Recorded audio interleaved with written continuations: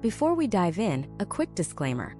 The strategies in this presentation are based on my own analysis and experience. I am not affiliated with the College Board, and individual results on the SAT will vary. This video is for educational purposes only. Picture this. You're in the SAT. The air is thick with the smell of pencil shavings and anxiety. You've just finished the 4th reading passage and you glance at the clock. 5 minutes left. Your heart sinks. You still have one entire passage and 11 questions to go. A wave of hot panic washes over you. Your palms get sweaty. You start reading the last passage, but the words just blur together. You're not comprehending anything. You're just scanning, desperately trying to absorb information that isn't sticking. The proctor calls out, 2 minutes remaining. And that's when the desperation kicks in. You start guessing. BC a B, just filling in bubbles hoping for a miracle. The final bell rings and you put your pencil down, defeated. You know you just blew it. That single soul-crushing experience is the #1 reason why smart students get mediocre scores on the SAT reading section. It's not about intelligence. It's not about vocabulary. It's about the clock. The SAT reading section is a brutal race against time, giving you just 65 minutes to read 5 dense passages and answer 52 complex questions. That's an average of 75 seconds per question. 75 seconds to read part of a passage, understand the question, analyze 4 different answer choices, and fill in the bubble. It's an almost impossible task if you use the methods they taught you in school. And that's the real problem here. You've been lied to. Not intentionally, but you've been trained your entire life to read in a way that is fundamentally incompatible with the SAT. Your English teacher taught you to read slowly, to savor the language, to appreciate the author's craft, to understand every nuance and detail. And for literature for life, that is wonderful advice. But for the SAT, it is a catastrophic failure of a strategy. You don't have time to appreciate the author's craft when the clock is ticking. You are not there to write a book report. You are there on a mission, to extract points from the test as quickly and efficiently as humanly possible. The test makers know how you were taught to read. They designed the test specifically to punish that method. They fill the passages with fascinating, but ultimately irrelevant details. They create a time pressure so intense that it forces the good student, who reads carefully from top to bottom, into a state of panic. So what's the solution? You've probably heard the same tired advice. Just practice more. Or my personal favorite, learn to speed read. Let me be clear. Speed reading is a gimmick. It might help you skim a news article, but on a test where every single word can be a trap, sacrificing comprehension for raw speed is a surefire way to lower your score. And practicing more with the wrong strategy is like running into a brick wall over and over again, hoping that eventually you'll break through. All it does is reinforce bad habits and build frustration. What I am going to show you in this video is not a trick. It is a complete paradigm shift. It's a system I've developed that has helped thousands of students completely transform their approach to the SAT reading section, allowing them to answer questions faster, with more confidence, and with a staggering increase in accuracy. We are going to turn you from a passive reader into an active hunter. You will no longer be a victim of the passage. You will become the master of it, bending it to your will. The entire system is built on one foundational, non-negotiable rule. It's a rule that will feel wrong at first. It will go against every instinct you've developed as a student, but you must trust the process. Here it is: you will never ever read the passage first. Let me repeat that. From this moment forward, you will never read the full passage before you read the questions. This is the biggest mistake 99% of students make. They spend 5, 6, even 7 precious minutes meticulously reading a passage about the migratory patterns of monarch butterflies or the economic implications of 18th century British tax law, trying to memorize every detail, only to get to the questions and realize they have no idea what the author's main point was in the 3rd paragraph. They've wasted a massive chunk of their time on information that is completely irrelevant to the questions being asked. Think about it.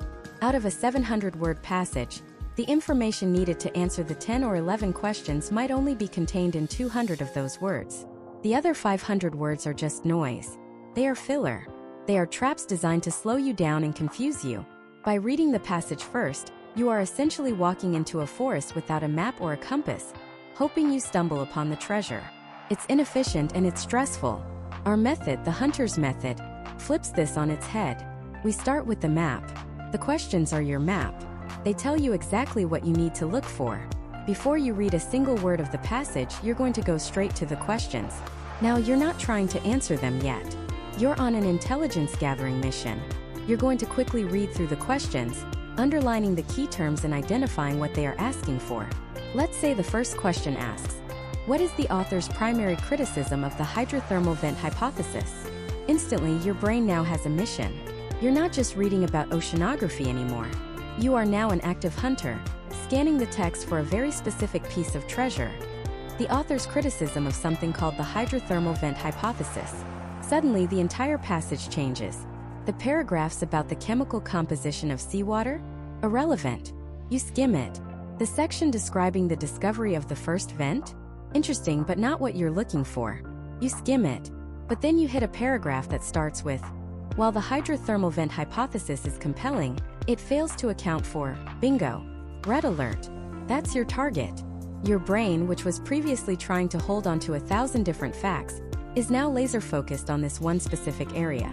You've gone from a passive victim to an active predator. By reading the questions first, you create a mental filter. You prime your brain to recognize important information and ignore the fluff. This has two incredible benefits. First, it saves you an enormous amount of time. You're no longer wasting minutes on sentences and paragraphs that don't contain any answers. Second, it dramatically increases your comprehension of the parts that matter. When you find the sentence you were looking for, you read it with intense focus because you know it holds the key to a point on your score. I know what some of you are thinking, but if I don't read the whole passage, won't I miss the main idea? This is a great question, and the answer is a resounding no. In fact, you will understand the main idea better with this method. Think about it.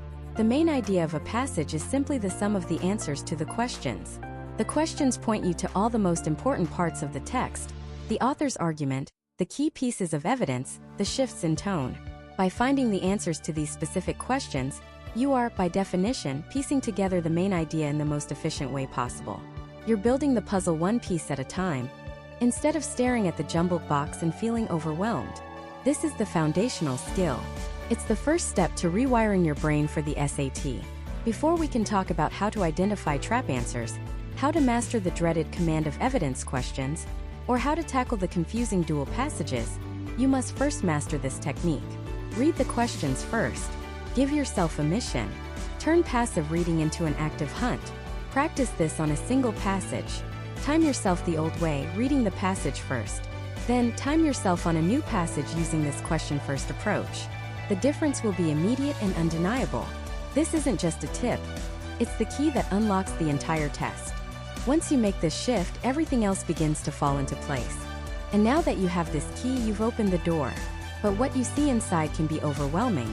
It's a room filled with options, and most of them are designed to lead you astray. This is where the real game begins. You see, the SAT isn't just testing if you can find the right answer. It's testing if you can consistently, and under pressure, avoid the wrong ones. Think about it. For every single question on the reading test, there is one correct answer and 3 incorrect answers. The test makers at the College Board are not lazy. They don't just write one right answer and then throw in 3 random, nonsensical phrases. No, they are master craftspeople of deception. Each of those 3 wrong answers is a carefully constructed, psychologically tested trap, specifically designed to prey on the most common mistakes students make. So, here's the second fundamental shift in your thinking. Your primary job is not to find the right answer. Your primary job is to find the 3 wrong answers and eliminate them with absolute certainty. When you do that, the correct answer is simply what's left over. It's the survivor. This isn't just a semantic trick. It's a complete reversal of how you approach the test. Instead of searching for a needle in a haystack, you're just getting rid of the hay. The needle reveals itself. To do this, you need to become an expert on the anatomy of a trap. You need to see these wrong answers for what they are, not as tempting possibilities, but as predictable formulaic decoys. There are several types, but let's focus on the 3 most common and dangerous traps that account for the vast majority of student errors. The first and most seductive is what I call the deceptive keyword trap. This is the answer choice that lifts a specific, attention-grabbing word or phrase directly from the passage and puts it into the answer. Your brain, in a hurry, sees this familiar keyword and experiences a jolt of recognition. Aha! I remember reading that. It says, and you jump on it. But it's a lure. The answer choice uses the right words but twists the meaning entirely. It's like seeing your friend's car in a parking lot, but someone else is driving it. The car is familiar, but the context is all wrong. For example, the passage might state, while the author acknowledged the potential benefits of the new policy, he remained deeply skeptical of its long-term feasibility. A deceptive keyword trap answer might say, the author supported the new policy because of its potential benefits. You see potential benefits, and your brain lights up. But the answer choice completely ignores the main point of the sentence, the author's deep skepticism. It uses the right ingredients to bake the wrong cake. To beat this trap, you must look beyond the keywords and analyze the relationship between them. Ask yourself, does this answer choice accurately reflect the meaning and context of what the passage said? Not just the words. The second trap is the absolute extreme. These are the easiest to spot once you know what to look for. These answer choices use definitive, 100% words like always, never, every, only, impossible, or prove. The SAT reading section is built on passages from literature, social science, and natural science. These are fields of nuance, complexity, and exceptions. Very rarely does a credible author make a statement that is true 100% of the time, with no exceptions. They use cautious, qualified language like often, may suggests, tends to, or in some cases. So when you see an answer choice that says, the study proves that chocolate is always beneficial for health, you should be highly suspicious. The passage likely said something much softer, like the study suggests that certain types of dark chocolate may have some beneficial properties. The absolute extreme trap takes a nuanced idea and turns it into an unbreakable law. Your job is to call its bluff. Scan the answer choices for these extreme words. When you find one, your default assumption should be that it is wrong. Go back to the text with a single mission, to find even one shred of evidence that contradicts this absolute claim. Usually you will find it. The third, and perhaps the most difficult trap, is the reasonable-sounding lie. This answer choice sounds perfectly logical. It might even be a factually true statement in the real world. But it has one fatal flaw. It is not supported by the passage. This trap preys on your outside knowledge and your ability to make logical inferences that go one step too far. Let's say you read a passage about the history of the Ford Model T. A question asks what the passage indicates about Henry Ford's manufacturing process. One of the answer choices might be, Henry Ford's methods were a direct inspiration for modern Japanese just-in-time manufacturing. Now that might be true. You might have even learned that in a history class. Sounds reasonable. But if the passage itself, the specific text you were given to read, never makes that connection, then that answer choice is a trap. It's out of scope. The SAT is not a test of your general knowledge. It is a test of your ability to read and comprehend a specific, given text. You must treat the passage as the entire universe of information. Nothing outside of it exists. When you evaluate an answer choice, you must be able to point to a specific line or set of lines in the passage that directly supports it. If you can't, no matter how smart or logical it sounds, you must eliminate it. It is a reasonable-sounding lie. Let's put it all together. Imagine a short passage about a scientist named Dr. Evans. It says, Dr. Evans's 2018 study on glacier melt was groundbreaking.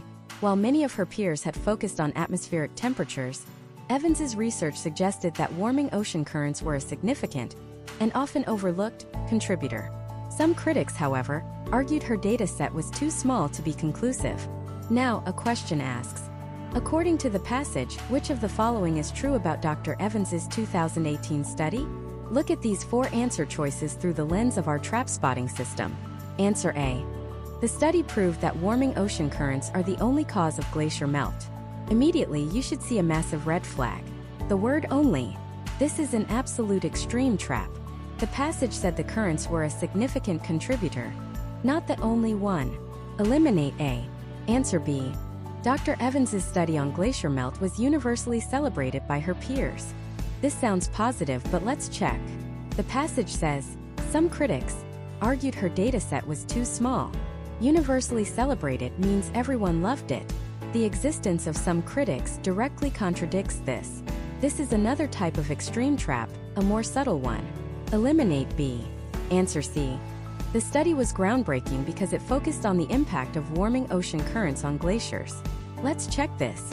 The passage says the study was groundbreaking, and that she suggested that warming ocean currents were a significant contributor, while her peers focused elsewhere.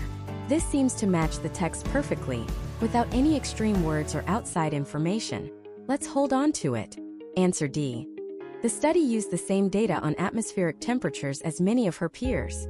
This is a deceptive keyword trap. It uses the words atmospheric temperatures and peers, which are in the passage, but it twists the meaning. The passage says her peers focused on atmospheric temperatures, and she focused on ocean currents. It doesn't say she used their same data. It says she focused on a different cause. It's a subtle but critical distinction. Eliminate D. So by eliminating the three traps, the absolute extreme, the subtle contradiction, and the deceptive keyword, we are left with only one possible answer. See, we didn't just find the right answer, we proved that the other three were definitively wrong. This is the method. This is how you build speed and accuracy. You stop being a hopeful guesser and become a clinical, methodical eliminator of traps. Start applying this immediately. For every single practice question you do, don't just circle the right answer and move on. Force yourself to identify the specific trap in each of the three wrong answers. Label them. Is this one an absolute extreme? Is that one a deceptive keyword? Is this last one a reasonable sounding lie? By diagnosing the traps, you are reverse engineering the test. You're learning to think like the people who write the questions. And when you can think like they think, you can no longer be fooled by them. You've learned to read the question first, giving you a target. Now you've learned to spot the traps they lay for you. You are no longer navigating the test blind. But there's another layer. The SAT doesn't just lay traps. It also gives clues. In fact, for a certain type of question, the most common on the entire test, it literally hands you the answer on a silver platter. You just have to know how to accept it. Mastering this next skill is like being given the test's own answer key. And it all revolves around two types of questions that are always linked together. These are called paired questions or command of evidence questions. And they are, without a doubt, the biggest gift the College Board gives you on the entire SAT. On every single reading passage, you will find at least one, and usually two of these pairs. They look like this. The first question will ask you something specific about the passage, what the author argues, what a character feels, what a study suggests. It's a standard comprehension question. But the very next question will always be, which choice provides the best evidence for the answer to the previous question? And the answer choices for that second question aren't words. They're line numbers for different quotes pulled directly from the passage. Now, here's where 99% of students go wrong. They see the first question and they try to answer it. They think, okay, what did the author argue? They scan the passage, rely on their memory, find something that feels right, and pick an answer, let's say it's B. Then, they move to the second question and hunt for the line numbers that support the answer B they just chose. This is a trap. It's slow, it's inefficient, and it's how you fall for tempting wrong answers. You're essentially guessing twice and hoping your guesses line up. The world-class test taker does the exact opposite. They flip the process on its head. They use the second question to answer the first. This is the secret. The 4 sets of line numbers in that second question are a treasure map. The test is literally telling you, hey, the correct answer to the question you just read? It's hiding in one of these 4 spots. Go find it. It eliminates the need to search the entire passage. It narrows your focus from 90 lines of text down to maybe 10 or 12. So here is the new method. The foolproof 100% accuracy method for these paired questions. Step 1. When you see a paired set, you completely ignore the answer choices for the first question. Don't even look at them. They are poison. They are designed to distract you with plausible-sounding lies. Cover them with your hand if you have to. Read the question itself and then go directly to the second question, the evidence question. Step 2. You are now going to work through the answer choices of the evidence question, one by one. Let's say choice A points to lines 10 to 12. You go to the passage, read only lines 10 to 12, and ask yourself a simple question. What is the main point of these specific lines? Then you rephrase that point in your own words. Just a simple summary. Maybe it's, the experiment was difficult to set up. You write that down. Then you do the same for choice B, lines 25 to 28. Read them. Summarize them.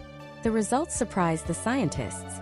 Then choice C, lines 45 to 47. The study had a small sample size. And finally, choice D, lines 62 to 65. The findings could change how we view medicine. Step 3. Now you have 4 little summaries for distinct ideas pulled directly from the text. This is your evidence. Now and only now do you go back to the first question and look at its answer choices, a B, C, and D. You read the question one more time and then you look at your 4 summaries. Which one of your summaries directly answers that first question? Let's say the first question was, the passage indicates that the scientific study's conclusion was. You look at your summaries. The experiment was difficult to set up. Does that describe the conclusion? No. The results surprised the scientists. Does that describe the conclusion? Maybe, but it's a bit weak. The study had a small sample size. That's a limitation, not the conclusion itself. The findings could change how we view medicine. Does that describe the conclusion? Yes. It's a perfect match. That's the one. Step 4. You've just discovered that the evidence in lines 62 to 65, choice D, is the perfect support. So you know the answer to the evidence question is D. Now, you just find the answer choice in the first question that says the same thing. It will be the one that says something like, potentially revolutionary. You found your pair.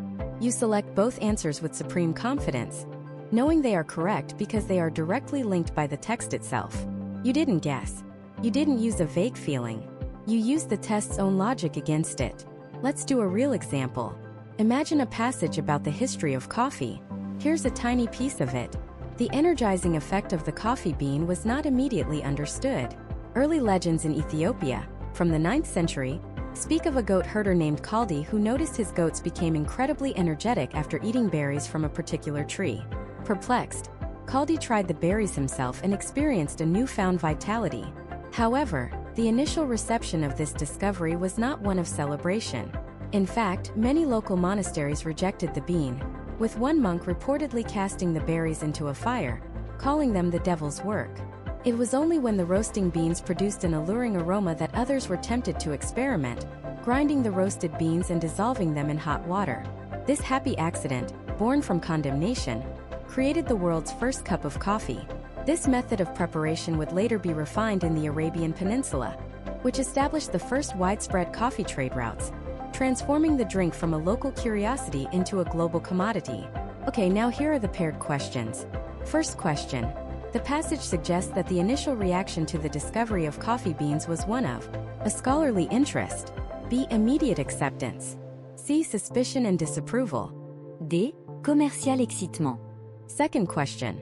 Which choice provides the best evidence for the answer to the previous question? A. Lines 2 to 5, early legends, a particular tree. B. Lines 5 to 7, perplexed, Kaldi newfound vitality. C. Lines 8 to 11, in fact, the devil's work. D. Lines 14 to 17, this method, a global commodity. Alright, let's use the strategy. We read the first question. It's about the initial reaction to coffee beans. We ignore its answer choices, A, B, C, D. We go straight to the evidence question. Let's analyze the evidence. Choice A is lines 2 to 5. Early legends in Ethiopia, from the 9th century, speak of a goat herder named Kaldi who noticed his goats became incredibly energetic after eating berries from a particular tree. What does this say? It describes the discovery of the coffee bean's effect. My summary. How the effect was discovered. Choice B is lines 5 to 7. Perplexed, Kaldi tried the berries himself and experienced a newfound vitality. What does this say? It describes the personal experience of the discoverer. My summary. Kaldi felt full of energy. Choice C is lines 8 to 11. In fact, many local monasteries rejected the bean, with one monk reportedly casting the berries into a fire, calling them the devil's work. What does this say? It describes how others reacted.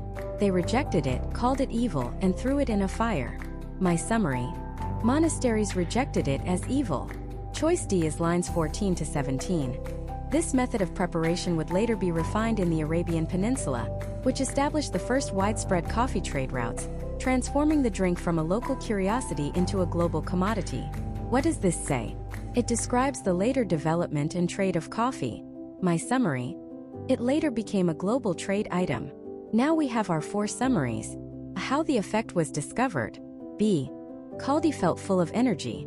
C. Monasteries rejected it as evil. D. It later became a global trade item. Let's go back to the first question. The passage suggests that the initial reaction to the discovery of coffee beans was one of. Which of our summaries best answers this?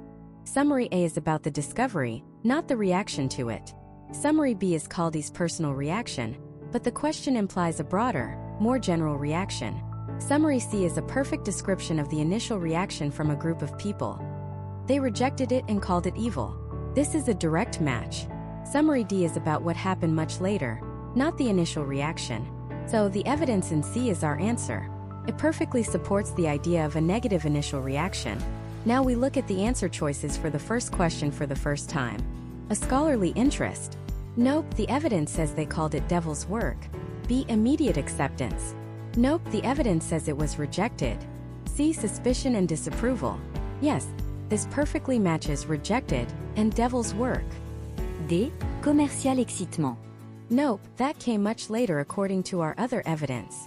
The answer is C for the first question, and C for the second question. They lock together perfectly. There is zero doubt. We answered 2 questions for the price of 1, and we did it with 100% certainty by using the text as our guide. This strategy turns you from a test taker into a test detective. You're not just reading and hoping. You're gathering evidence, drawing conclusions, and cracking the case. Every time you see this pair of questions, I want you to feel a surge of excitement. This is a freebie. This is where you gain time and points that other students lose. By consistently applying this evidence-first method, you are building a firewall against the SAT's most tempting traps. You are no longer relying on a fuzzy memory of what you read 5 minutes ago. You are relying on cold, hard text on the page, which is the only thing that matters. But what about those questions that don't give you an answer key? The ones that ask about the main purpose or the central claim of an entire 90-line passage. It feels like trying to find a needle in a haystack. There are no line numbers to guide you. It feels like you have to have a perfect understanding of every single sentence. But you don't. There's a simple 2-minute mapping technique that can reveal the main idea of any passage before you even read the first full paragraph. And it's the single best way to conquer the hardest questions on the test. That's what we're breaking down next. Alright, let's get into it. This technique is called passage mapping, and it's based on a simple, brutal truth about the SAT. The test is designed to make you run out of time. The College Board knows that if you read every single word of every passage from top to bottom, you'll be panicked by the time you reach the last one. They are banking on it. Passage mapping is how you flip the script. It's how you take back control. Instead of letting the passage lead you, you're going to create a map of its structure in under 2 minutes, so you know exactly where to find every answer. Think of it like this. If I dropped you in the middle of a huge, unfamiliar city and asked you to find a specific coffee shop, you could do it. But you'd waste a ton of time wandering down random streets, getting lost, and asking for directions. But what if I gave you a GPS? What if you could see the entire city layout, the main highways, the major districts, the one-way streets before you even started driving? You'd find that coffee shop in a fraction of the time. That's what we're doing here. We're building the GPS for the passage. Here's the 3-step process. Do not deviate. Do this every single time for every single passage. Step 1. Read the blurb. It's that little italicized sentence right before the passage begins. The one that says something like, "This passage is adapted from a novel by Jane Austen," or "This passage is from a 2019 article about deep-sea ecosystems." 99% of students skip this. They see it as useless fluff. This is a catastrophic mistake. That blurb is the movie trailer for the passage. It gives you the genre, the context, and the time period. Is it a story from the 1800s with complex, old-fashioned language? Is it a modern science article arguing a specific point? Is it a historical speech? Knowing this before you read a single word frames your entire understanding. Tells you what to expect and what kind of language to look for. It's the first and easiest piece of your map. Takes 5 seconds.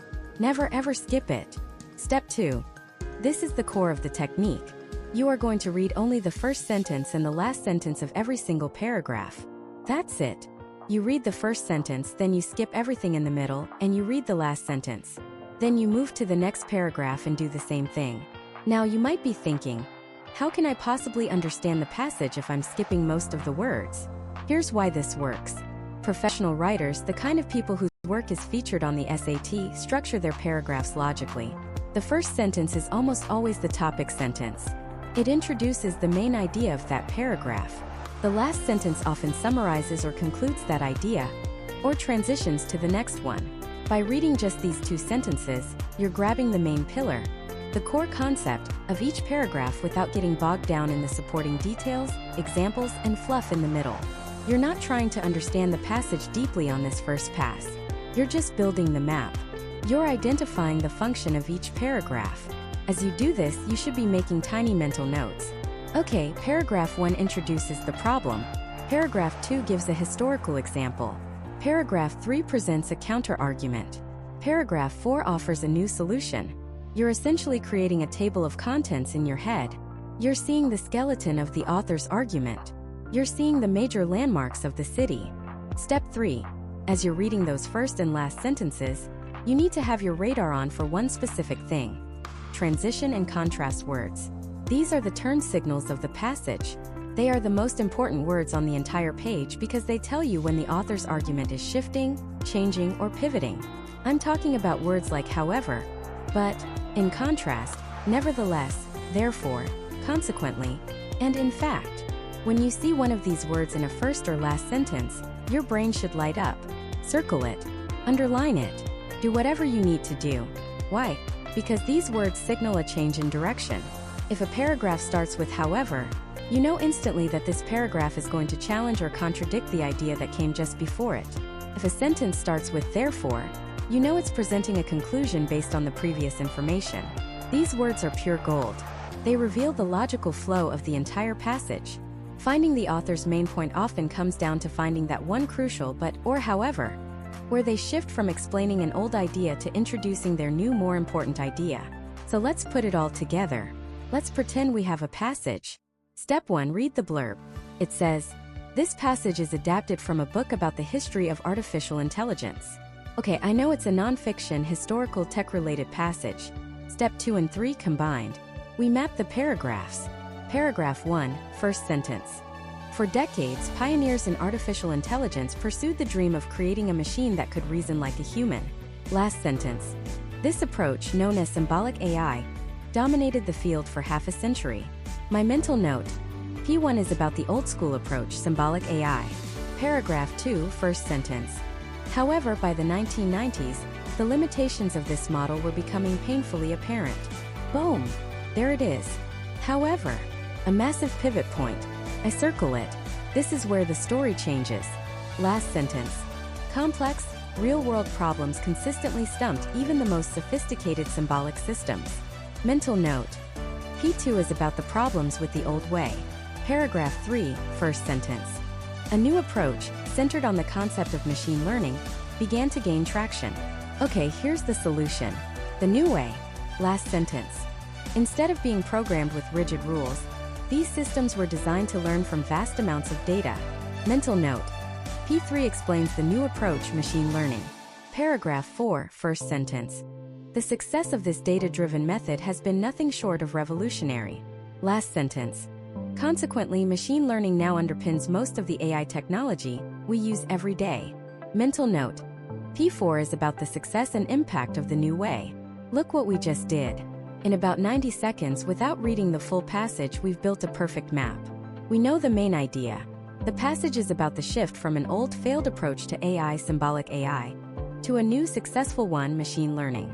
The entire argument pivots on that one word, however, at the start of paragraph 2.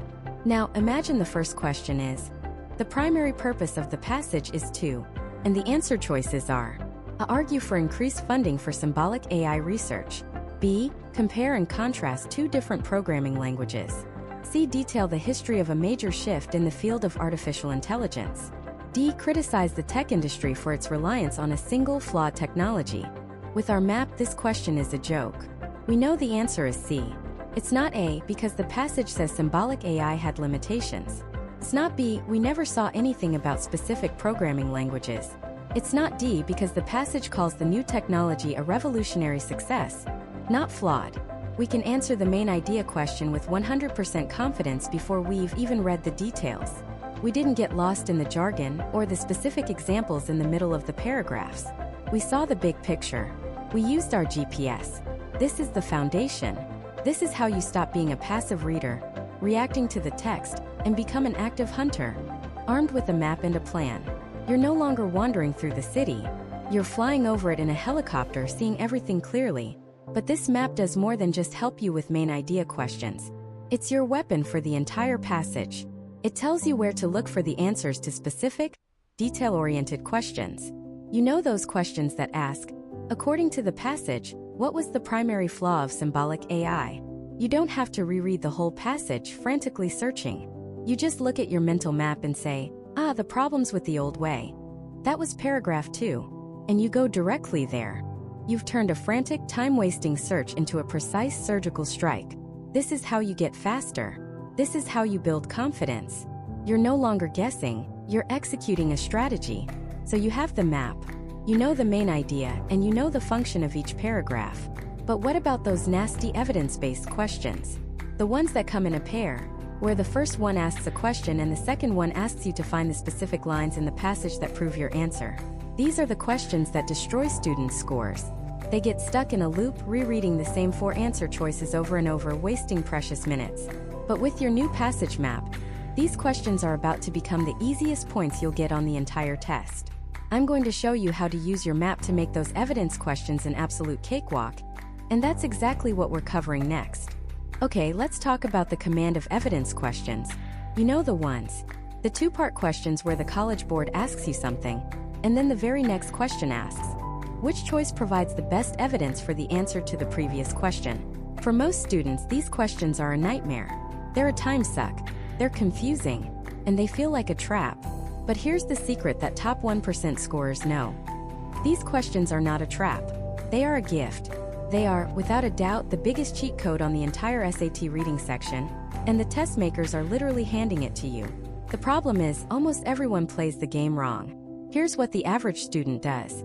They see question 10, which asks, the author of passage 1 would most likely agree with which statement about the loyalty of cats? They read the question and their brain goes into overdrive. They think, okay, cat's loyalty. What did the passage say? They scan the 4 answer choices, A, B, C, and D. Choice A sounds pretty good. Choice C also sounds kind of familiar. They're not sure. So they start frantically skimming back through the passage, hunting for any mention of cat loyalty, wasting precious seconds, maybe even minutes. Finally, they pick an answer, let's say choice B, feeling only about 60% confident. Then they move on to question 11. Which choice provides the best evidence? And now they have to do it all over again. They look at the 4 line references. They go back to the passage and read the lines for option A, then the lines for option B, then C, then D. Their brain is desperately trying to hold 4 different line references in working memory, while also trying to remember what their answer to question 10 even was. They realize the evidence in option D actually supports the answer C from the previous question, not the answer B they chose. So now they're panicking. Do they go back and change their answer to 10? Does this evidence even make sense? Their confidence plummets, the clock is ticking, and what should have been easy points has now become a vortex of doubt and anxiety. This is the losing strategy. This is how the test beats you. We are going to flip that entire process on its head. From now on, you will never answer these questions in order ever again. Instead, you're going to use a simple, powerful technique. We'll call it the evidence flip. So effective it feels like cheating. Here's how it works. The moment you see that telltale phrase, which choice provides the best evidence for the answer to the previous question? You stop. You do not try to answer the first question. I repeat, do not even look at the answer choices for the first question. Ignore it completely. Your eyes go directly to the second question in the pair, the evidence question. This is your new starting point. Why? Because those 4 line references in the evidence question are not just options. They are a treasure map. The College Board is literally telling you, hey, the correct answer to the first question is hiding in one of these 4 specific places. The entire game changes. You're no longer searching an entire 80-line passage for a needle in a haystack. You're just checking for very specific locations. So, your first step is to go to the evidence question. Your second step is to work backwards. You will take each of the 4 evidence choices one by one and figure out what claim that piece of evidence is making. You're not trying to match it to anything yet. You're just translating. You go to the lines for option A. You read them. You ask yourself, what is the main point being made right here? Then you do the same for B, then C, then D. Let's make this real. Imagine the first question asks about the main cause of a company's failure. You ignore it. You go to the evidence question. Option A points to lines 10 to 12, which say, the company's marketing was widely praised as innovative. Okay, so evidence A is about good marketing. Option B points to lines 25 to 28, which say, Their flagship product was plagued by glitches that frustrated early adopters. Okay, evidence B is about a faulty product. Option C points to lines 45 to 47, which describe the CEO's educational background. So, evidence C is about the CEO's education. And option D points to lines 62 to 65, which mention that their main competitor launched a similar product 2 years later. Evidence D is about a competitor's actions. Now you have 4 simple, distinct ideas: good marketing, a faulty product, the CEO's education, and a competitor's actions. Only one of these can be the answer to the first question about the cause of the company's failure. So now, finally, you go back and look at the first question's answer choices. You are no longer guessing. You are matching. You are looking for the answer choice that is a perfect paraphrase of one of the 4 ideas you just found. If an answer choice says, the company failed primarily due to technological shortcomings in its core offering, you know instantly that it matches the evidence from option B. That's your answer. You bubble in B for the evidence question, and you bubble in the corresponding choice for the main question. You are 100% confident. You did it in a fraction of the time. There was no guesswork, no panic, no frantic rereading. It was a simple, logical process of matching. This is where your passage map becomes your superpower. The evidence flip on its own is powerful, but the evidence flip combined with your passage map? It's unstoppable. Let's level this up. Imagine a passage about the decline of bee populations. Your passage map, which you made in 90 seconds, looks something like this. Paragraph 1, Intro, Importance of Bees. Paragraph 2, Cause number 1, Pesticides. Paragraph 3, Cause number 2, Habitat Loss. Paragraph 4, A scientist counter-argument says it's more complex. Paragraph 5, Conclusion, Call for new solutions. Now you hit a paired question. Question 22 asks, the passage most strongly suggests that the most significant factor contributing to bee decline is. You don't even read the options. You immediately jump to question 23. Which choice provides the best evidence? You look at the 4 evidence options. Option A is lines 8 to 10, which is in paragraph 1. Option B is lines 21 to 24, in paragraph 2. Option C is lines 45 to 48, in paragraph 4. Option D is lines 60 to 63, in paragraph 5. Before you even read a single word of the evidence, you use your passage map. You ask yourself, which of these locations is even talking about the causes of bee decline? Let's see. Option A is in paragraph 1. Your map says P1 is just the intro. It's probably not the answer. Unlikely. Option B is in paragraph 2. Your map says P2 is about cause number 1, pesticides. This is a very strong contender. Option C is in paragraph 4. Your map says P4 is a counter-argument. This paragraph is probably explaining why there isn't one single cause, so it's unlikely to provide evidence for what the most significant factor is. Option D is in paragraph 5. Your map says P5 is the conclusion about solutions. It's not going to be there. Just by using your map, you've likely eliminated 3 of the 4 evidence choices in about 10 seconds. You are almost certain the answer is hiding in option B. So you go read the lines for option B. They say something like, the widespread use of neonicotinoid insecticides has been shown to be directly lethal to entire colonies. That's a clear cause. Now you go back to question 22 and look for the answer choice that says something like, the use of certain agricultural chemicals has had a devastating effect on bees. It's a perfect match. You found the answer pair with surgical precision. This is the system. It turns the most feared question type into a simple 2-step process. Step 1. Use the passage map to predict which evidence option is in the right part of the passage. Step 2.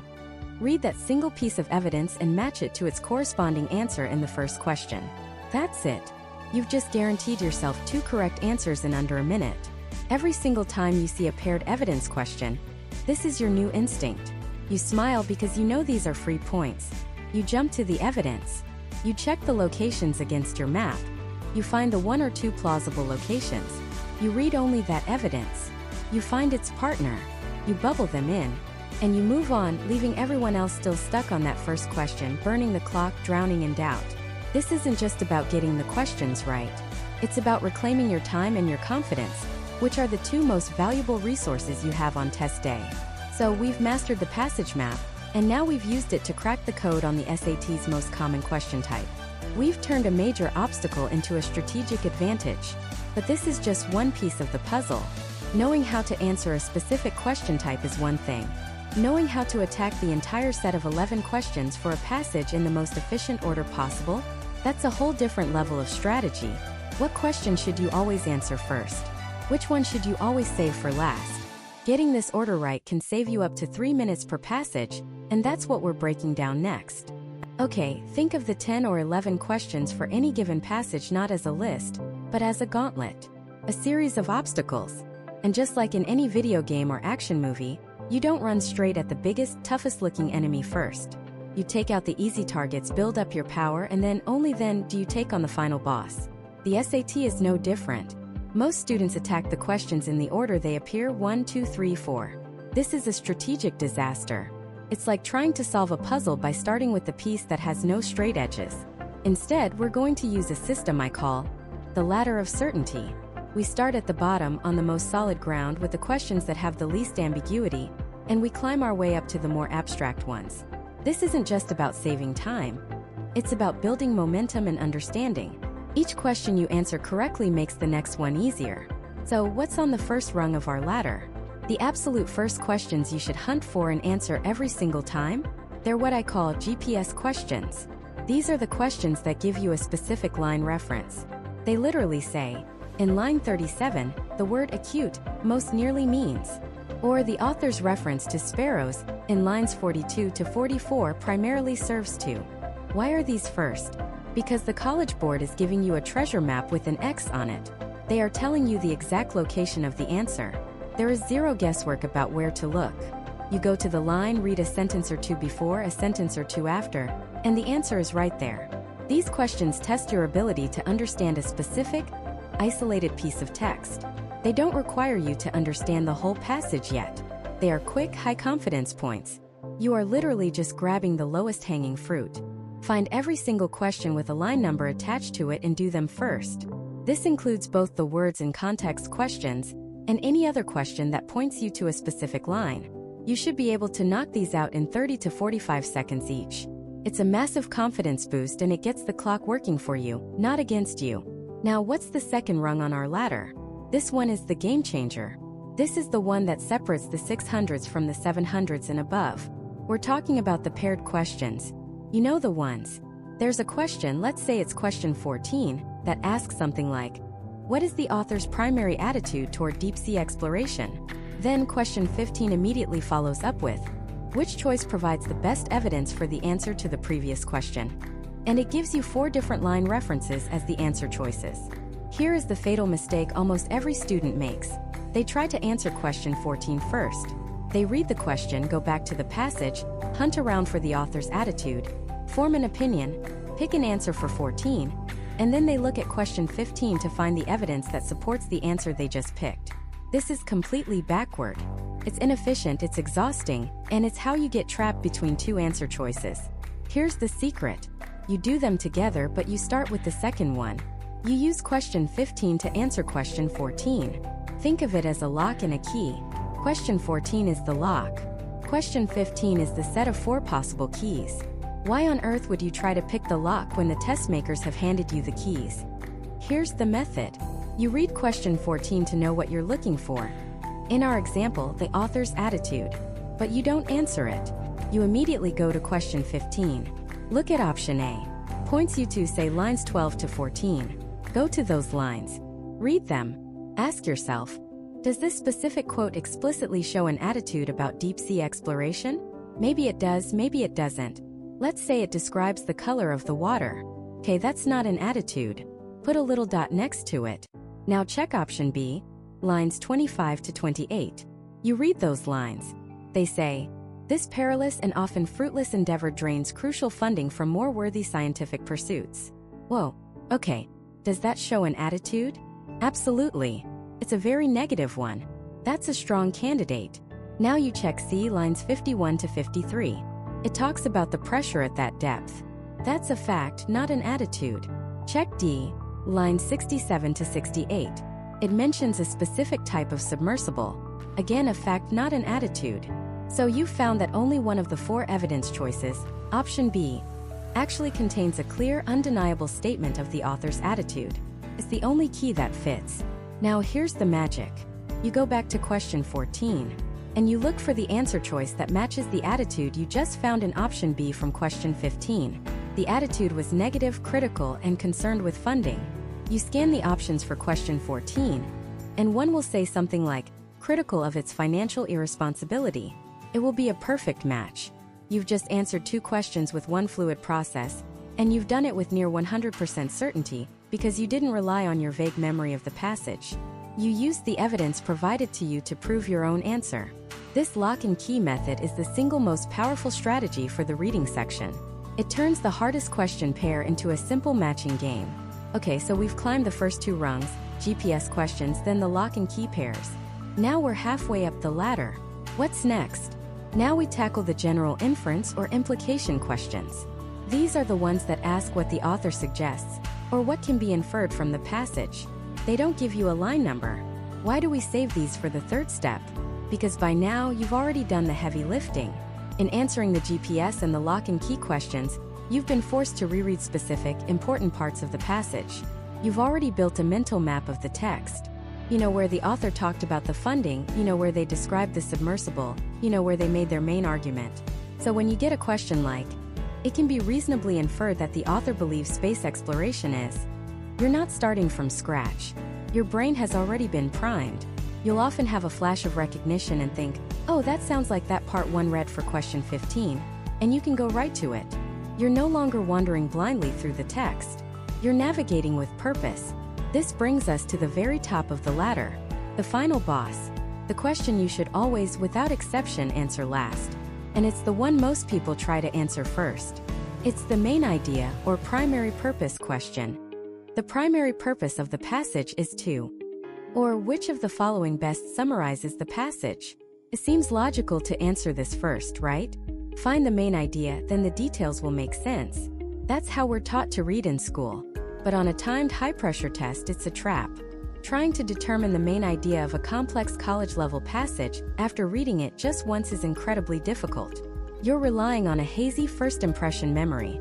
But think about what happens when you save it for last. You have already answered 8 or 9 other questions. You have analyzed specific lines. You have dissected the author's arguments through the evidence questions. You have made logical inferences based on textual proof. You have, piece by piece, constructed a deep and detailed understanding of the passage. You haven't just read the passage, you've performed surgery on it. Now, you get to that main idea question, and it's a joke. It's the easiest question of them all. You're not guessing. You're not trying to remember. You know the main idea because you've proven it to yourself 10 times over with the previous questions. It's the victory lap. It's the final satisfying click of the puzzle falling into place. So, the order is simple, but it is revolutionary. First, GPS questions with line numbers.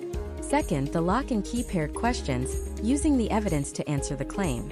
Third, the general inference questions. And dead last, the main idea. This isn't just a tip. It's a complete restructuring of your approach to the test. It's how you stop letting the test dictate the terms and start taking control. Mastering this order of operations is fundamental. But there's one passage type that throws a wrench in everything. It's the one that makes even top-scoring students sweat. The dual passage. The one where you have to compare and contrast 2 different authors. How do you apply this strategy when you have 2 texts to worry about?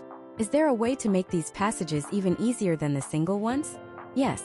And it involves a simple mental trick that flips the entire task on its head. That's what we're covering next. The paired passage. For most students, this is the final boss of the SAT reading section. It's the one part of the test that feels intentionally designed to confuse you, to overwhelm you, to make you burn precious minutes flipping back and forth between 2 dense, often conflicting walls of text. You spend 5 minutes wrestling with passage 1 trying to lock down its main idea. Then you turn to passage 2, and by the time you're halfway through it, everything you just learned about passage 1 has evaporated from your brain. Now you're stuck, frantically skim reading both passages, your eyes darting back and forth, trying to piece together a relationship that feels like a puzzle with half the pieces missing. This is where the panic sets in. This is where you start guessing. But what if I told you the paired passage section is actually a gift? What if I told you there's a way to make it the easiest, most predictable, and fastest part of the entire reading test? The secret isn't reading faster. It's not about having a better memory. It's about changing the way you see the 2 passages. The mental trick is this. Stop treating them as two separate passages. Start treating them as one single conversation. That's it. That's the entire hack. Passage 1 makes a point. Passage 2 responds to that point. They are not two isolated essays that happen to be on the same topic. They are two people in a room talking to each other. One speaks, then the other speaks. Your job is not to be a literary analyst for two different authors. Your job is to be a fly on the wall, listening to their debate. When you make this one mental shift, the entire structure of the task collapses into a simple, manageable process. So, how do you do it? It's a 3-step method. Let's call it the conversation method. Step 1: read passage 1 and only passage 1. Your goal here is singular and ruthless. Find the main argument. That's it. You are not memorizing details. You are not analyzing rhetorical devices. You are an investigative journalist trying to get one single quote that summarizes the entire piece. What is this author's core message? What is the one sentence they would want you to remember if you forgot everything else? Read the introduction, read the conclusion, and scan the topic sentences of the body paragraphs. Once you have it, I want you to literally say it out loud or write it down in one simple sentence. For example, okay, the author of passage 1 argues that classic literature is the only way to truly develop critical thinking. Or, passage 1's main point is that colonizing Mars is a waste of money that should be spent on Earth. Make it simple. Make it blunt. This is your foundation. Do not even glance at passage 2 until this foundation is rock solid. Step 2: now and only now you read passage 2. But you're not just reading it. You are reading it with one question burning in your mind. How is this author responding to the person who just spoke? You are actively listening for the conversation. Is the author of passage 2 saying, I completely agree with passage 1, and here's even more evidence to support it? Or are they saying, the author of passage 1 is completely wrong, and here's why? Or more subtly, are they saying, passage 1 is right about this one small point, but they're missing the bigger picture? As you read passage 2, you are hunting for these conversational cues. Look for trigger words. Words like however, but, in contrast, signal disagreement. Phrases like this view is short-sighted, or while it's true that, a more pressing concern is, are giant, flashing neon signs telling you the exact nature of the relationship. Conversely, phrases like indeed, or this argument is further strengthened by, signal agreement and extension. You are no longer a passive reader. You are an active detective, looking for clues that reveal the interaction between the two speakers. Step 3. Before you even look at a single question, you must map the relationship. Based on your detective work in Step 2, you will formulate one simple sentence that describes the conversation. This is the most important part of the process. Your sentence will sound something like this. Passage 2 directly refutes the main claim of Passage 1. Or, Passage 2 agrees with the problem identified in Passage 1, but offers a completely different solution. Or, Passage 2 qualifies the argument of Passage 1, suggesting it's only true in certain circumstances. Let's walk through a quick example. Imagine Passage 1 is about the history of the printing press. The author argues its invention was the single most important event for human progress because it allowed for the mass distribution of knowledge. You read it and your summary is, P1. Printing press was the #1 invention for progress. Now you turn to Passage 2. You read it through the lens of the conversation method. Passage 2 talks about the internet. It says, while historical innovations like the printing press were significant, they pale in comparison to the democratizing power of the internet, which not only distributes information but allows anyone to create it. Did you see the conversational cue? While historical innovations like the printing press were significant, that's the author of Passage 2 nodding to the author of Passage 1 before delivering the counterpunch. So, what's the relationship? You map it. Passage 2 acknowledges the importance of the printing press, as mentioned in Passage 1, but argues that the internet is a far more revolutionary invention. Look at what you've just done. You've taken two complex passages and boiled their entire interaction down to a single easy-to-understand sentence. You did the hard work before you even saw the questions. And now you're about to see the payoff. The SAT will ask you 3 types of questions on these passages. First, questions about Passage 1 only. These are now a cakewalk. You already established the main idea of Passage 1 with laser focus. You can answer these quickly and confidently. Second, questions about Passage 2 only. Same thing. You didn't just read Passage 2 in a vacuum. You read it in context, understanding its purpose and its argument relative to passage 1. This deeper understanding makes answering specific questions about it even easier. But the third type, the synthesis questions, are where this method turns you into a machine. These are the questions that terrify most students. They sound like this. Which best describes the relationship between the two passages? Or how would the author of passage 2 most likely respond to the central claim of passage 1? For everyone else, these questions require a frantic, time-wasting rereading of both texts. But for you, you've already answered them. Your relationship map is the answer. When you see the question, which best describes the relationship between the two passages? You're not trying to figure it out. You're just looking for the answer choice that matches the sentence you already created in your head. Is there an option that says something like, Passage 2 challenges the historical perspective of Passage 1 by introducing a more modern example? Yes, that's your answer. You don't need to second guess. You don't need to reread. You did the work up front. The question becomes a simple matching game.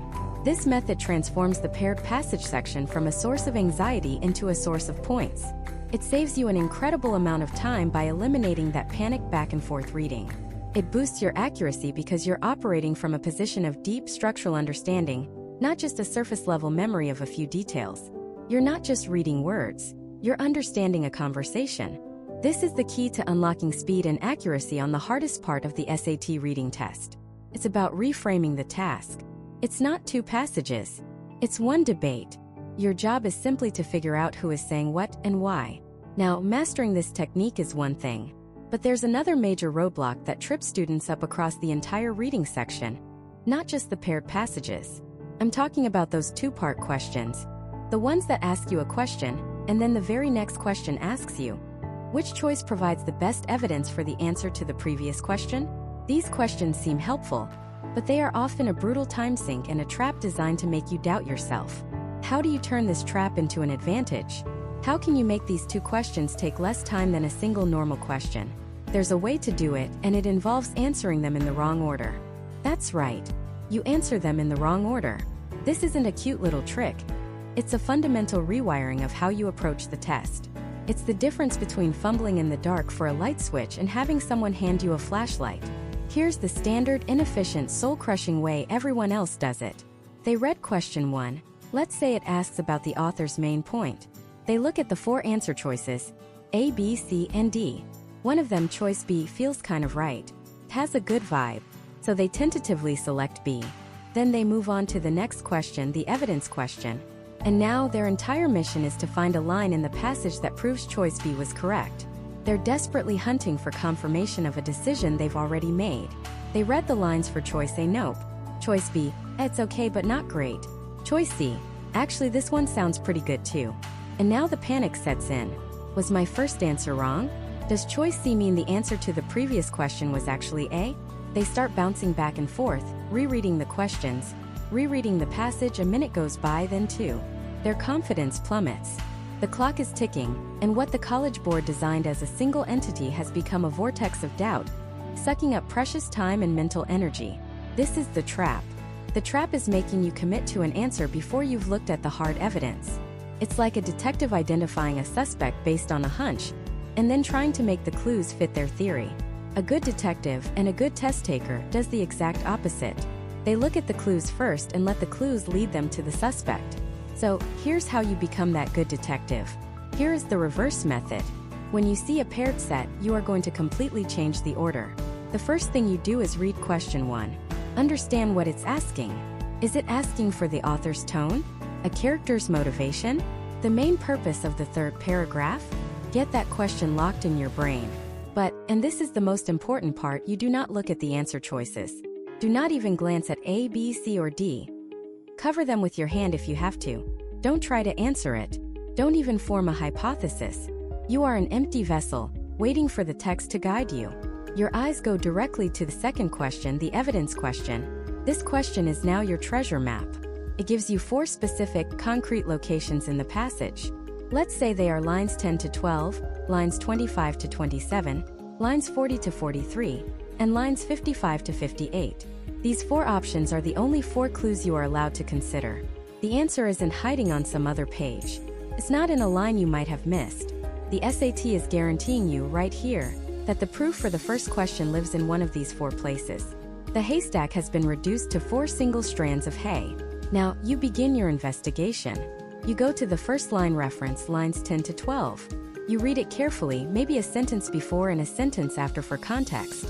Then you ask yourself one simple question. Does this directly answer the question I read a moment ago? Not does it kind of relate to it? Not could I maybe twist this to mean something? But is this a direct, powerful, undeniable answer? Let's imagine the first question was, what is the primary reason the scientist, Dr. Anya Sharma, decided to abandon her project? You go to the first piece of evidence, lines 10 to 12. It says, Dr. Sharma had always been fascinated by the migratory patterns of Arctic terns. Does that explain why she abandoned her project? No. It's about her work, but it doesn't answer the specific question. So you put a little dot or a minus sign next to that answer choice. It's irrelevant. You move to the next piece of evidence, lines 25 to 27. It says, the project required a significant amount of funding, which the university was hesitant to provide. Does this explain why she abandoned her project? Maybe. It's a plausible reason. It's a contender. Let's put a little question mark next to it. It's a possible clue.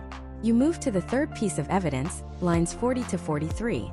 It reads, upon discovering that her research could inadvertently harm the very ecosystem she sought to protect, Dr. Sharma concluded she could not ethically continue. Stop. Right there. Does that explain why she abandoned her project? Yes. It's not just a clue, it's a signed confession. It is a direct, powerful, and complete explanation of her motivation. This is almost certainly our answer. Let's put a big star next to it. Just to be sure, you check the last piece of evidence, lines 55 to 58. It says, her colleagues often remarked on her unwavering dedication. Does that explain why she abandoned the project? No. In fact, it contradicts the idea. It's out. So now you have definitively found the single best piece of evidence in the entire passage that answers the first question. It's the quote in lines 40 to 43. You can now, with 100% certainty, answer the second question. The evidence question. The answer is C. You bubble it in. But you're not done. You've just turned one key, but it opens 2 locks. Now, you go back to question 1 for the very first time. You reread the question. What is the primary reason the scientist, Dr. Anya Sharma, decided to abandon her project? And you look at your golden piece of evidence.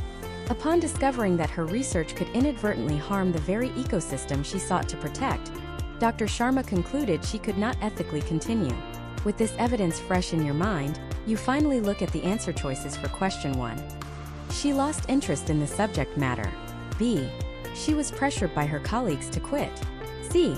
She faced an unexpected moral dilemma. D. She ran out of necessary financial resources. The correct answer isn't just a good option. It's practically a paraphrase of the evidence you already found. Could not ethically continue, because it would harm the ecosystem. That maps perfectly onto C. She faced an unexpected moral dilemma.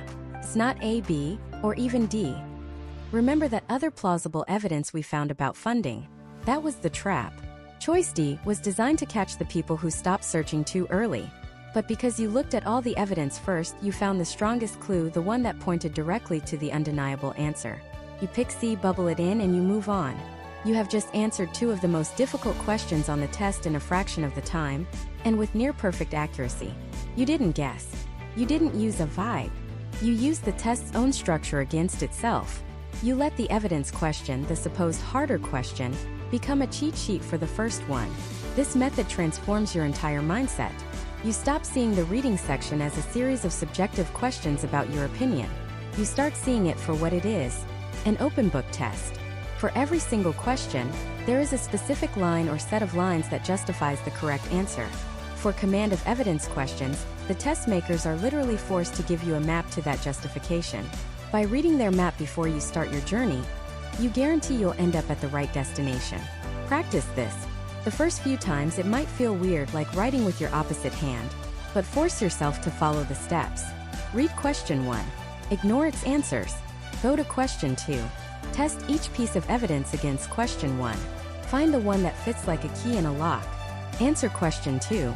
Then use that key to unlock the answer to question 1. Once this becomes second nature, these pairs will become your favorite questions on the entire test. You'll see that little which choice provides the best evidence. And you'll smile, because you know it's not a trap. It's a gift. It's a 2-for-1 deal where the second item tells you how to get the first one for free. This strategy alone, mastering this one question type, can dramatically boost your score and, more importantly, save you 5 to 10 minutes of precious time. That's 5 to 10 extra minutes you can now spend on that dense historical document or that confusing science passage at the end. This is about efficiency, but it's also about control. You're no longer a victim of the test's design, you're the master of it. You're dictating the terms. And that feeling of control is one of the most powerful weapons you can have on test day. But this isn't the only time the test tries to manipulate you with structure and order.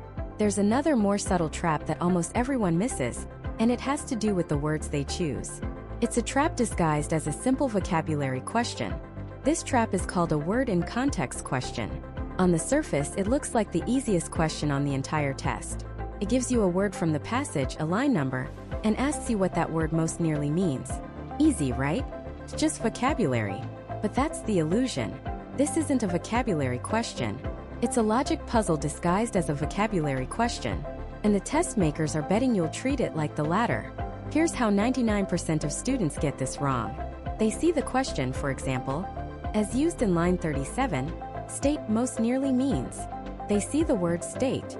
Their brain immediately fires off the most common definitions, a U.S. state like California or a condition like a state of confusion. Then they look at the answer choices. And guess what? The SAT has conveniently placed trap answers there that match those common definitions. So the student finds the sentence in the passage, plugs in the answer choices one by one, and picks the one that sounds the best. I call this the plug and pray method, and it is a surefire way to lose points. Why? Because the SAT knows you will do this. They have engineered the trap answers to sound plausible. They are specifically testing your ability to ignore your preconceived notions of a word and determine its meaning based only on the evidence provided in the text. They often take a very common word and use it in a rare or secondary way. Words like form, hold, address, channel, maintain, convey. Words you think you know, but in the passage they mean something completely different. So how do we beat this? We use a technique I call the blank slate method. It's a simple 4-step process that makes these questions virtually impossible to get wrong. Step 1. Go to the line number cited in the question. Find the sentence containing the word. Step 2. This is the most important step. Read the sentence, but when you get to the word in question, you are going to mentally delete it. Just poof. It's gone. You are going to treat that spot as a literal blank space in the sentence. Step 3. Based on the context of that sentence, the words around the blank space, come up with your own word or a short, simple phrase that you think should go in that blank. Don't look at the answer choices yet. This is crucial. You are creating your own answer first based only on the passage. Step 4. Now and only now do you look at the 4 answer choices. Your job is simple. Pick the answer choice that is the best synonym for the word or phrase you just came up with. Let's see this in action. Imagine a passage about a struggling artist. The question asks, as used in line 42, channel most nearly means.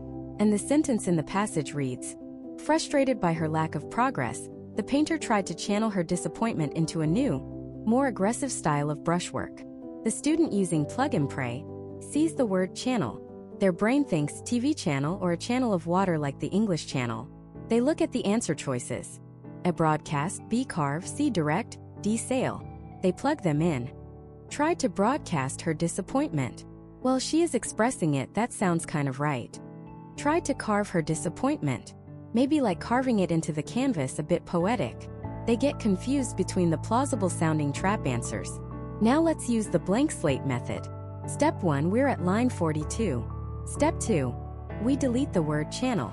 The sentence is now, frustrated by her lack of progress, the painter tried to blank her disappointment into a new, more aggressive style of brushwork. Step 3. We come up with our own word. What is she doing? She's taking her disappointment from over here, and she's putting it into her painting over there. She's guiding it, she's focusing it, she's aiming it. My own word would be focus or guide. Step 4. Now we look at the choices.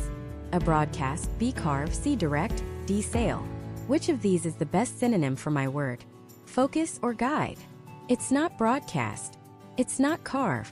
It is without a doubt C direct. It's a perfect match. There's no ambiguity, no second guessing. Let's try a harder one, something you'd see on a real SAT. Imagine a science passage about a new theory.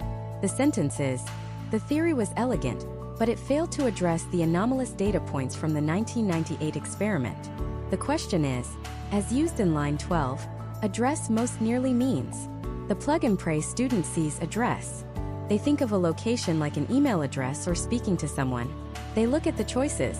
A locate, B speak to, C deal with, D mail. They might pick B speak to, thinking the theory is speaking to the data. It sounds academic, it sounds plausible. It's a trap. Now the blank slate method. Step 1, line 12. Step 2, delete the word. The theory was elegant, but it failed to blank the anomalous data points from the 1998 experiment. Step 3. What should go in the blank? The theory failed to do what to the weird data? It failed to explain them, to account for them, to solve the problem of them. My word is explain or account for. Step 4. Look at the choices. A locate, B speak to, C deal with, D mail. Which one best matches explain or account for? C deal with is the only one that makes logical sense. The theory failed to deal with the weird data. It's a perfect fit. This technique is so powerful because it forces you to build your answer from the ground up, using the only thing that matters, the context. You are no longer being manipulated by the test maker's carefully chosen trap words. You are creating the answer yourself and then simply finding the choice that matches your creation. It shifts the power from them to you. The SAT isn't testing your vocabulary. It's testing your discipline. Do you have the discipline to ignore the obvious common definition of a word? Do you have the discipline to follow a system instead of just going with what sounds right? The blank slate method is that system. You identify the word, delete it, define the blank space using context, and then match your definition to the answer choices. It turns one of the most deceptive questions on the test into a simple mechanical process. By mastering this and the evidence pair strategy we discussed earlier, you've already dismantled the two most common traps in the reading section. You're no longer just a test taker. You're becoming a test deconstructor. You're seeing the architecture of the questions and learning how to use it to your advantage. But we've only been dealing with single passages. What happens when the SAT pits two authors, two different arguments, against each other in a head-to-head battle? This is the final boss of the SAT reading section. The paired passages. This is where time management collapses and points evaporate for most students. They read one passage, then the other, and then get lost in a confusing web of questions, flipping back and forth, trying to remember who said what. But there is a system, a way to attack these paired passages that makes the incredibly difficult comparison questions almost answer themselves. It's the final piece of the puzzle, and it's how you secure a truly elite score. The traditional approach is a trap. You read passage 1. You answer the questions for passage 1. You feel pretty good. Then you read passage 2. You answer the questions for passage 2. Now your brain is juggling two different arguments, two sets of details, two authorial tones. And then you hit them, the synthesis questions. The questions that ask you to compare, contrast, and relate the two passages. And what do? You scramble. You jump back to passage 1, reread a paragraph, then jump to passage 2, hunt for a keyword, then go back to the question, and by the time you look at the answer choices, your short-term memory is fried. You're not comparing arguments anymore. You're just desperately pattern matching words. This method is slow, it's stressful, and it's where top students hemorrhage points. We are not going to do that. We are going to use a system that I call the relationship bridge. It flips the entire process on its head. It requires a little more discipline up front, but it makes the hardest questions on the entire test dissolve into simple logic problems. Here's how it works. You are going to read both passages before you answer a single question. I know it sounds crazy. Sounds like a waste of time. But trust the system. Step 1, read passage 1. But you're not just reading for comprehension. You are reading with one specific mission: to extract its single most important idea, its core thesis.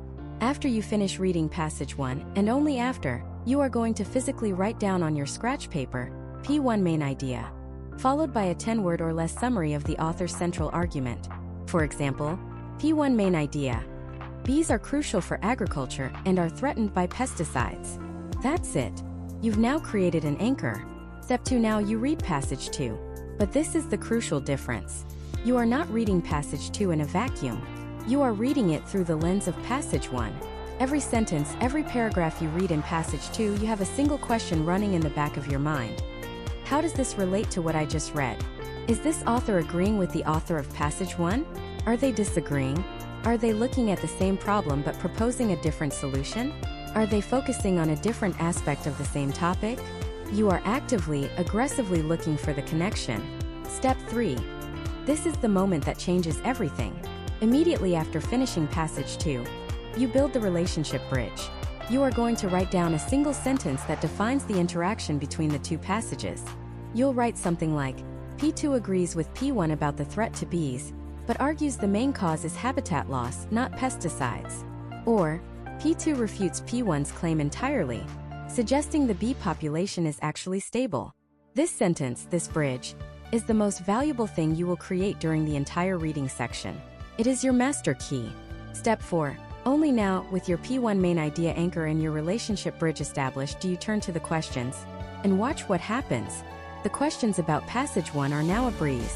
You already have its main idea summarized, which helps you instantly eliminate any answer choices that misrepresent the author's core argument. The questions about passage 2 are even easier, because you didn't just read passage 2 for its content.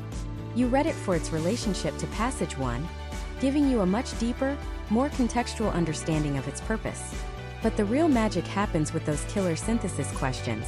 Let's say a question asks, which best describes the relationship between the two passages? You don't have to think. You don't have to reread.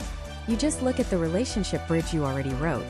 P2 agrees with P1 about the threat, but argues the main cause is habitat loss, not pesticides. Now you scan the answer choices. A passage 2 offers a correction to the analysis presented in passage 1. B. Passage 2 provides a historical context for the problem raised in passage 1. C. Passage 2 enthusiastically endorses the conclusion of passage 1. You can see instantly that choice A is a perfect match for your bridge. There's no guesswork. No panique. It's a simple matching game. Let's take it a step further to the hardest question type. Inference about an author's perspective. A question might ask, how would the author of passage 2 most likely view the argument about pesticides in passage 1? This is where students waste minutes rereading and trying to get inside an author's head. But not you. You look at your bridge. It says passage 2 believes the main cause is habitat loss, not pesticides. So, how would the author of passage 2 view the pesticide argument? As misguided? As incomplete? As focusing on a secondary issue? You now have the exact idea you need to find in the answer choices. You've transformed a complex inference question into a simple lookup. This system works because it respects the limits of human working memory. The traditional method forces you to hold two separate, complex arguments in your head simultaneously while performing a third, even more complex task of comparing them. It's an invitation for cognitive overload. The relationship bridge method externalizes the most difficult part of that task. You do the hard thinking once up front when the texts are fresh in your mind. You define the main ideas and their relationship, you write it down, and you offload that mental burden onto the paper. This frees up incredible mental bandwidth to focus purely on dissecting the questions and answer choices with clarity and precision. You're no longer just reading two articles. You are analyzing a conversation, a debate. You're understanding the dynamic between the two authors, which is always what the most difficult questions are secretly testing. Are they allies? Adversaries? Is one building on the other's work or tearing it down? By defining this relationship first, you gain a level of mastery over the content that is simply impossible when you read them as separate, isolated texts. And so we've come to the end of our journey. Over these 10 parts, we've systematically dismantled every challenge the SAT reading section throws at you. We started by ditching passive reading and learning to actively engage with the text, to hunt for the main idea like a detective. We learned to see the architecture of every passage, understanding how each piece serves the author's central claim.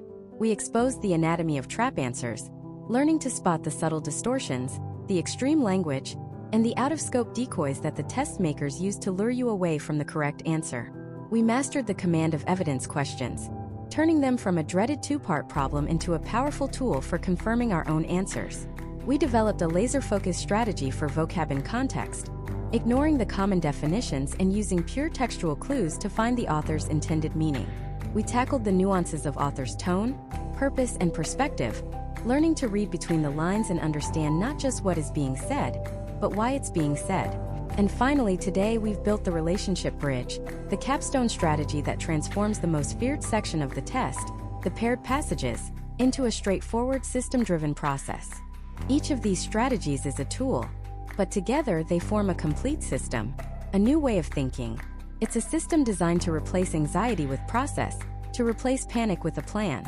You no longer need to feel like the test is happening to you. You are now the one in control. You have a procedure for every passage type, a technique for every question type. The goal was never just to be faster.